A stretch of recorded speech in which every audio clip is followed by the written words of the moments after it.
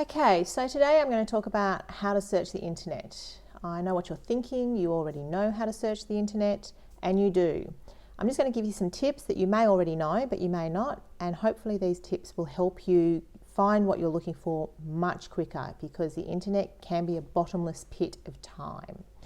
Okay, so you can see what I've got the page open on is called Boolean search techniques or search operators.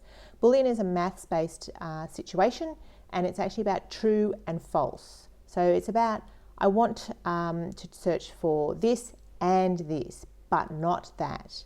So when I'm doing my research, I will often have 16 terms in my searching. So I want this and this and this, but not this and not this and not this. And by doing that, I can get my search parameters down quite refined, so I don't get a lot of pages back, and it makes it easier. Let me give you an example. If I type in here, what is World War II, okay, I get billions of results, okay? That's because it's pulling out all the pages that have got world and war and to and is and what, all right? So that's a lot of pages. If I narrow this down and put quotation marks and put World War II in quotation marks, you can see I've got those quotation marks there. All right, we get down to something much more manageable. Still not manageable, but much more manageable than that. All right, so I can see on this web page, my first hit here is the Australian War Memorial. I know that because I happen to know that website. And also I can see .gov.au, so we know that that's a reputable site and might be pretty useful. Okay, here we've got Wikipedia. All right, lots of people say Wikipedia is a bad thing, but I just right-clicked then. Sorry, I just right-clicked, open link, and new tab. You probably know all this, but I'm just, letting you know. Okay, Wikipedia is actually pretty good. I don't mind Wikipedia at all, because it's a good place to start. It's lots of detail. People are pretty passionate about it. There are lots of links across, okay? And what's really interesting about Wikipedia is that it's got all the citations at the bottom. So you can actually go to these and have a look at them yourself. So you can go to the original source rather than relying on Wikipedia. So don't be afraid to use Wikipedia, but be conscious about how you're doing it. Now let's actually put a Boolean search technique in there of a minus sign and put Nazi. So now I'm saying, can I have World War II, please, but no Nazis? All right, I've gone down again, and you can see here, I've got no Nazis. What I've got here is a lot of Australian stuff. That's because Google knows that I'm in Australia. Google monitors what you search for and will start to return searches that meet what you need. It goes, I'm in Australia, she'll want all the Australian stuff. Okay, give me the Australian stuff. It's just the way it works.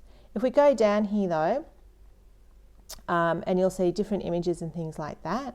So if I'd gone to images though, we might actually see some Nazi stuff there.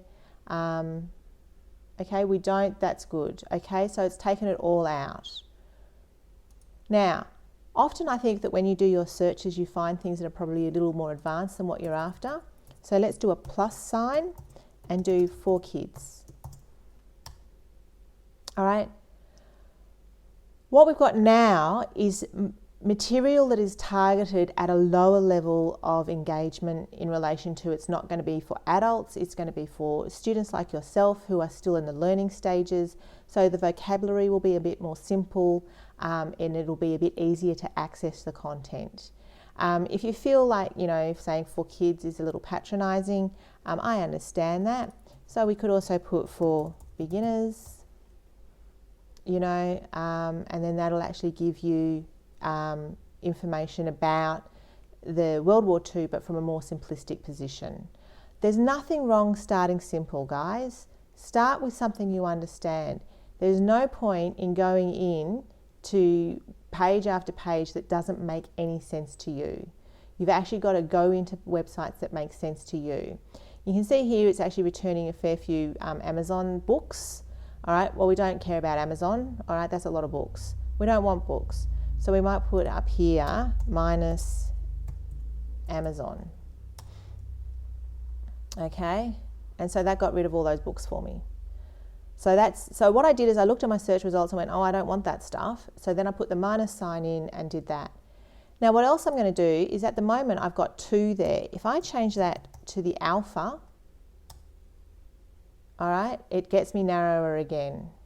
Okay, so now it's looking for World War II. All right, and if I get rid of the 4 and just put beginners, it gives me something slightly different again. So what you can actually do is play with your search parameters. You see, again, we're getting books, so I want, minus Pinterest. Okay, so I can actually do all this sort of stuff. Oh, that's what I meant. I did mean that.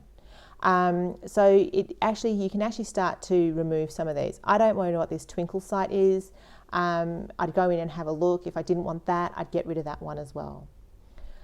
What I'm trying to do is show you that it's easy to narrow your search down to find what you're looking for, to spend less time reading pages that aren't going to be useful for you.